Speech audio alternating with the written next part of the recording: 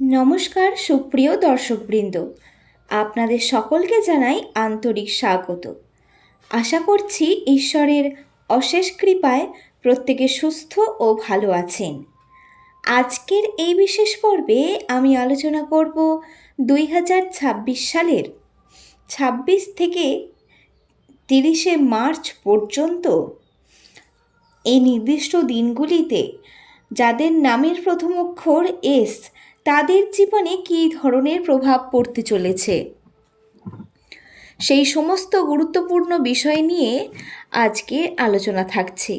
যদি আপনার নাম এস দিয়ে শুরু হয়ে থাকে তাহলে এই ভিডিওটি আপনার জন্য অত্যন্ত গুরুত্বপূর্ণ। অনুরোধ রইল শেষ পর্যন্ত মনোযোগ দিয়ে দেখার। আর ভিডিওটি দেখার পর যদি আপনার মনে কোনো প্রশ্ন আসে অবশ্যই কমেন্টে জানাবেন, আমি যথাসাধ্য উত্তর দেওয়ার চেষ্টা করব। এই দিনটি আধ্যাত্মিক দৃষ্টিকোণ থেকে বিশেষ তাৎপর্যপূর্ণ। এই দিনগুলির সামান্য প্রার্থনা, দান বা সৎ কর্ম আপনার মনের ইচ্ছা পূরণে ইতিবাচক ভূমিকা রাখতে পারে। তাই এই দিনগুলিতে নিজের মনকে পরিষ্কার রেখে সৎ চিন্তা ও কাজের দিকে মনোনিবেশ করা অত্যন্ত জরুরি। এবার আসা যাক সম্পর্কের প্রসঙ্গে, যা নিয়ে আপনাদের সবচেয়ে বেশি আগ্রহ ও প্রশ্ন দেখা যায়। এই সময়ে এস নামধারী ব্যক্তিরা সম্পর্কের ক্ষেত্রে অনেক বেশি উদার ও দায়িত্বশীল হয়ে উঠবেন। অর্থ উপার্জন হবে ঠিকই, কিন্তু সেই অর্থ বিভিন্ন কারণে, বিশেষ করে পরিবার বা প্রিয়জনদের জন্য ব্যয় হয়ে যাওয়ার সম্ভাবনা প্রবল। ফলে হাতে টাকা স্থায়ীভাবে ধরে রাখা কঠিন হয়ে উঠতে পারে। তবে ইতিবাচক দিক হলো পারিবারিক সম্পর্কের উন্নতি ঘটবে। পরিবারের সদস্যদের সঙ্গে আপনার বোঝাপড়া ও সংযোগ আরও মজবুত হবে। ধীরে ধীরে পরিবারে আপনার গুরুত্ব ও প্রভাব বাড়তে থাকবে।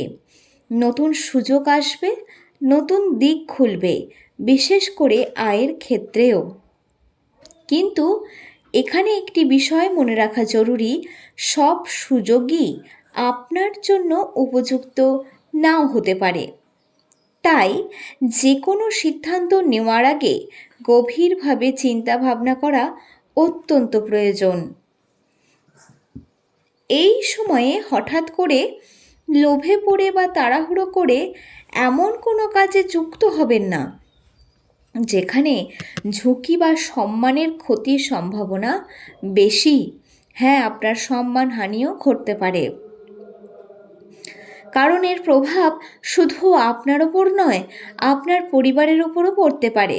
তাই প্রতিটি পদক্ষেপ নিন অত্যন্ত বিচক্ষণতার সঙ্গে। আপনার জীবনে যে সুযোগটির জন্য আপনি দীর্ঘদিন ধরে অপেক্ষা করছেন সেটি হয়তো এখন আসতে পারে, কিন্তু তার সঙ্গে থাকবে কঠোর পরীক্ষা, ধৈর্য, মানসিক শক্তি এবং স্থিরতা। এই তিনটি গুণ এই সময়ে আপনার সবচেয়ে বড় সহায়ক হবে। বিভিন্ন দায়িত্ব ও চাপ আপনাকে মানসিকভাবে চ্যালেঞ্জ করবে, কিন্তু মনে রাখবেন এই চ্যালেঞ্জই আপনার সাফল্যের পথ তৈরি করে দেবে। যারা নতুন কিছু শুরু করার কথা ভাবছেন, এই নতুন কোনো ব্যবসা বা নতুন কোনো চাকরিতে জয়েন হচ্ছেন কোনো কাজে, বা অন্য কোনো ক্রিয়েটিভমূলক কাজ তার উদ্যোগ নিচ্ছেন, তাদের জন্য এই সময়টি সম্ভাবনাময়। তবে শুরুতেই বড় সাফল্য আশা না করে ধৈর্যের সঙ্গে আপনাদের কাজে এগিয়ে যেতে হবে, আমি এটাই বলবো। কারণ আপনি প্রথমেই কিন্তু কোনোরূপ বড় সাফল্য পাবেন না, তাই আশাও করবেন না। ছোটোখাটো সাকসেস পেতে পারেন এবং পরিশ্রম দিয়ে যেতে হবে, তা বুদ্ধিমত্তার সঙ্গে বুদ্ধি খাটিয়ে আর ধৈর্য ধরে এগোতে হবে। তবেই আপনার পরিশ্রমের ফল আপনি ধীরে ধীরে পাবেন। কর্মক্ষেত্রে দেখবেন, যদি চোখ কান একটু খোলা রাখেন, নতুন নতুন সুযোগ প্রত্যেক দিনই আপনার সামনে আসবে। তবে আর্থিক ব্যবস্থাপনায় কিছুটা অস্থিরতা এখন দেখা দিতে পারে। আয় থাকলেও ব্যয়ের চাপ হয়তো বেশি থাকবে, ফলে সঞ্চয় বা বিনিয়োগ পরিকল্পনা বাধাগ্রস্ত হতে পারে। তাই খরচ নিয়ন্ত্রণে রাখা এবং অপ্রয়োজনীয় ব্যয় এড়ানো অত্যন্ত জরুরি। 2026 সাল এস নামধারী ব্যক্তিদের জন্য সম্পত্তি ও স্থায়ী উন্নতির দিক থেকে শুভ সংকেত বহন করছে। নতুন বাড়ি তৈরি, গাড়ি কেনা বা সম্পত্তি বৃদ্ধি, এই ধরনের সম্ভাবনা প্রবল। পাশাপাশি ব্যবসা বা চাকরির ক্ষেত্রে ইতিবাচক পরিবর্তন দেখা যাবে, যা আপনার আর্থিক অবস্থাকে আরও শক্তিশালী করবে। তবে একটি গুরুত্বপূর্ণ বিষয় মনে রাখবেন, আপনার এই সময়ের মূল চাবিকাঠি হলো আপনার ধৈর্য, পেশেন্স। দ্রুত ফল পাওয়ার আশায় অনেক ভুল সিদ্ধান্ত আপনারা নিতে পারেন, যার কারণে এতটা পরিমাণ ক্ষতি হওয়ার সম্ভাবনা রয়েছে, যেখান থেকে ফিরে আসা আবার অত্যন্ত কঠিন হয়ে পড়বে। ধীরে সুস্থে স্থিরভাবে এবং মাথা ঠান্ডা রেখে ধৈর্য ধরে আপনি যদি সিদ্ধান্তগুলো নেন, স্টেপগুলো নেন, তাহলে সাফল্য নিশ্চিত। ক্ষতির সম্ভাবনা তখন একটু কম থাকবে। কিন্তু কখনোই দ্রুত ফল পাওয়ার আশায় তাড়াহুড়ো করে কোনো ভুল পথে পদক্ষেপ নেবেন না।